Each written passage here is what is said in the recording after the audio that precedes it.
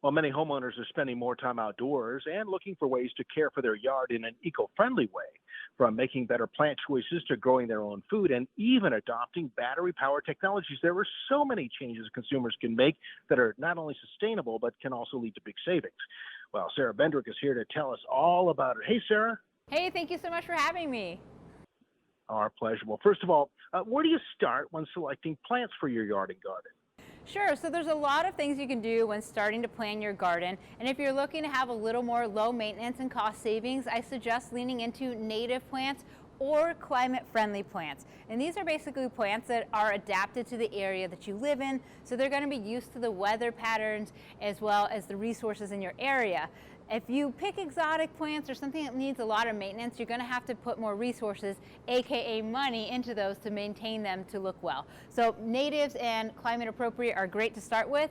Rain barrels are also a great way to save money. Once you purchase it, you can collect water over time and continually use that to water your gardens. The plants actually really love rainwater. It's a great way to water your plants because it doesn't have anything from our tap water like the chlorine, so plants thrive off of it.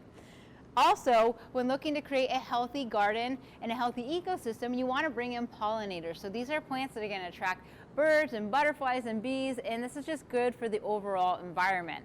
And when it comes to your personal yard and sprucing it up, look around the yard and see what are things that you might be able to upcycle. So there was this log that we had in this yard, and we cut it down and created a planter out of it. It was a cost-effective way to add a little bit of visual interest to the yard without breaking the bank.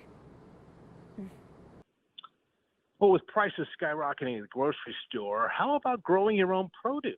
Do you have any tips for that? Yeah, we're seeing a lot of people starting to grow their own food, which I think is great. And so depending on where you live, if you have an apartment or a patio, you might start with container gardening, which is as simple as it sounds. You get a container, you plant your tomato, you plant your herbs, you hand water them. I recommend putting them in an area that you get full sun, which is 6 to 8 hours, and that will be a great start for a smaller garden.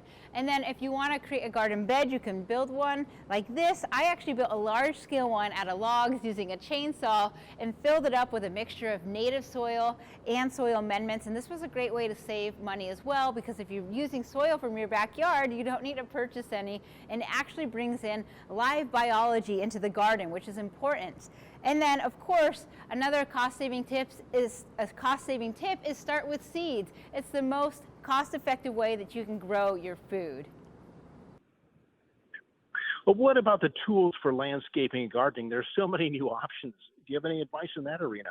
Yeah, there are a lot of options when it comes to maintaining your yard. And after you put all this effort into building your garden, you want to make sure that you maintain it. This is the AK system from Stihl. It's battery tools, which I personally use at home. If you have a smaller garden, you might want to use the AS system that we have here. These are great for maintaining your yard. They're battery, which means you don't need to purchase fuel anymore. They are lightweight. They are low noise, which is important if you live in a neighborhood, and there's zero emissions, which is great overall. And people ask me often about the battery power and the charge and how long. For example, this mower right here can actually mow the length of 12 football fields on a single charge. And finally, Sarah, where can folks go for more information? Go ahead and check out DIYtipswithsarah.com, and that's Sarah without an H.